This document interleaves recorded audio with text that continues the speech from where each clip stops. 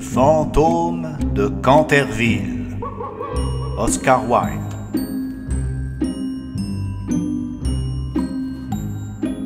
Le lendemain, le fantôme se sentit très faible et fatigué. La surexcitation terrible des 4 dernières semaines commençait à faire sentir son effet. Ses nerfs étaient complètement à vif et il sursautait au moindre bruit.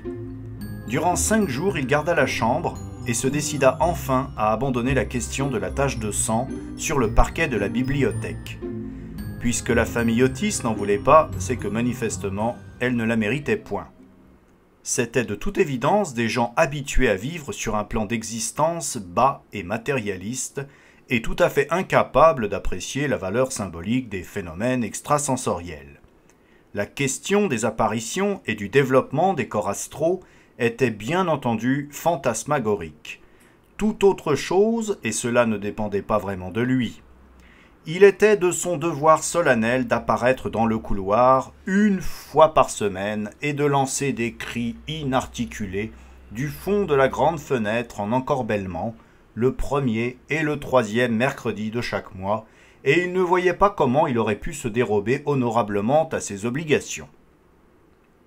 Il est vrai que sa vie avait été fort mauvaise, mais d'un autre côté, il était très consciencieux pour tout ce qui touchait au surnaturel.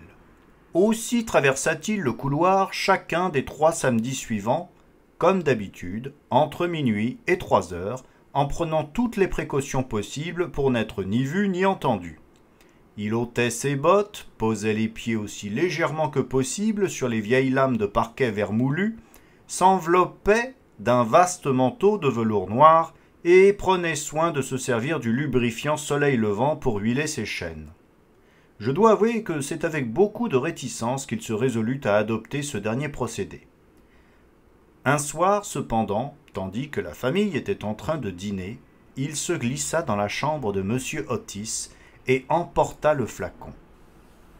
Il se sentit d'abord un peu humilié, mais par la suite il fut assez avisé pour se rendre compte que cette invention n'était pas sans présenter de grands avantages, et dans une certaine mesure, elle fut utile à son dessein. Malgré toutes ces précautions, il ne s'en tira pas sans une égratignure. Des ficelles étaient continuellement tendues en travers du couloir, et il s'y prenait les pieds dans l'obscurité. Un jour, alors qu'il s'était habillé pour le rôle d'Isaac le Noir ou le chasseur des bois de Hogley, il fit une chute grave pour avoir marché sur une pente savonnée que les jumeaux avaient installée depuis l'entrée de la chambre aux tapisseries jusqu'au sommet de l'escalier de chêne. Cette dernière insulte le mit dans une rage telle qu'il résolut de tenter un suprême effort pour affermir sa dignité et son rang, et il se décida à rendre visite au jeune Étonien insolent la nuit suivante dans son célèbre rôle de Rupert le Téméraire ou le Comte sans tête. Il y avait plus de 70 ans qu'il n'avait pas paru sous ce déguisement, exactement depuis qu'il avait par ce moyen tellement effrayé la jolie Lady Barbara Modish qu'elle avait soudain rompu ses fiançailles avec le grand-père de l'actuel Lord Canterville pour s'enfuir à Gretna Green avec le beau Jacques Castleton déclarant que rien au monde ne l'amènerait à s'allier à une famille qui permettait à un fantôme aussi horrible de déambuler sur la terrasse au crépuscule.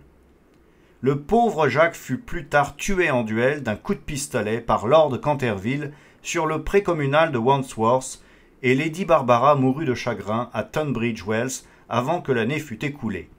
Ça avait donc à tout point de vue été un grand succès.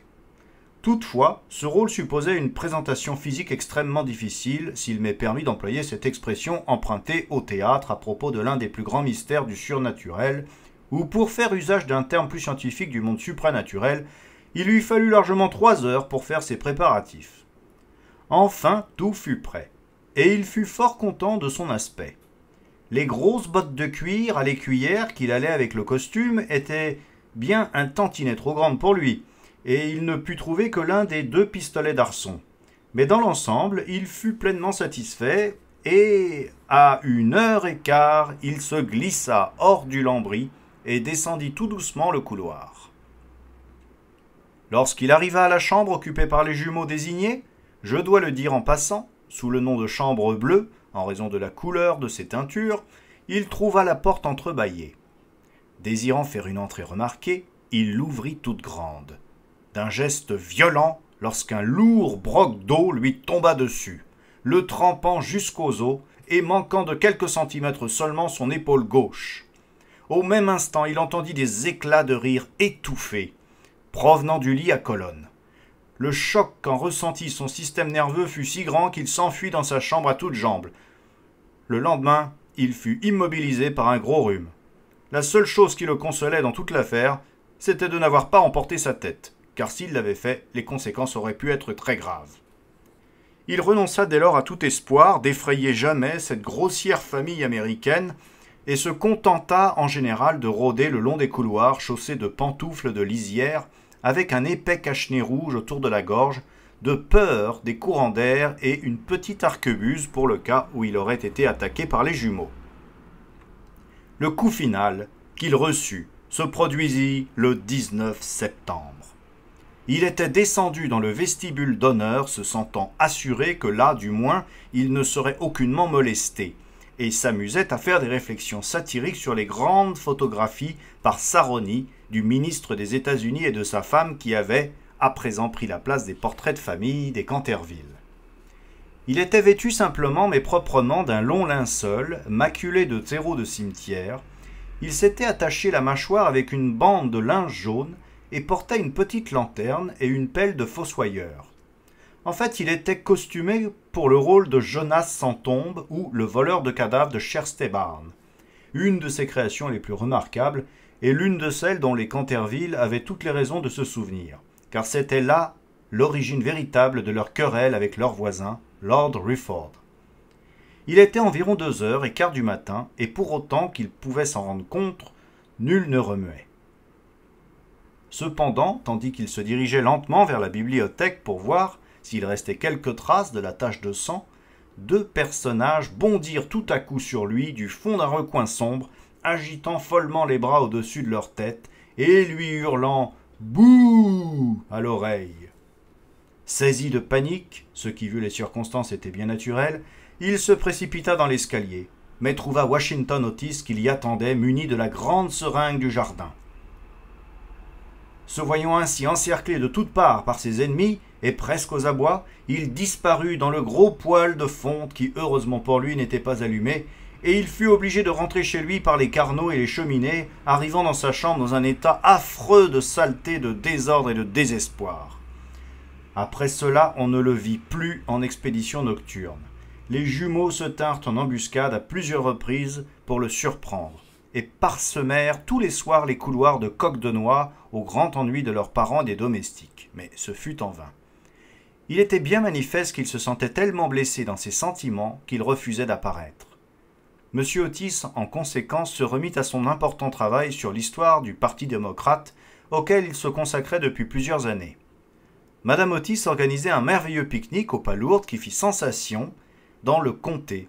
Les gamins s'adonnèrent à des parties de la crosse, de poker et autres jeux nationaux américains.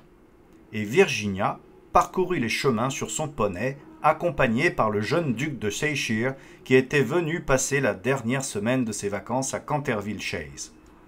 Il fut généralement admis que le fantôme était parti, et en vérité M. Otis écrivit une lettre en informant Lord Canterville, qui, en réponse, exprima la grande satisfaction que lui causait cette nouvelle, et adressa ses compliments à la digne épouse du ministre.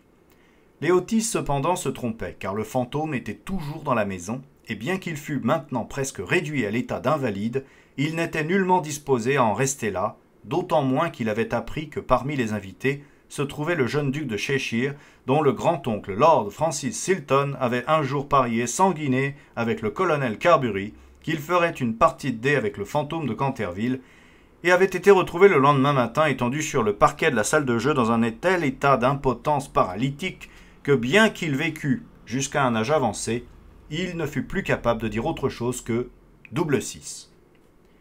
L'histoire s'était bruitée à l'époque, bien que naturellement par respect envers les sentiments des deux familles, l'on eût fait tout son possible pour l'étouffer. Et l'on trouvera un récit détaillé de tous les événements qui s'y rattachent dans le 3e volume des « Souvenirs du prince régent et de ses amis de Lord Tattle ».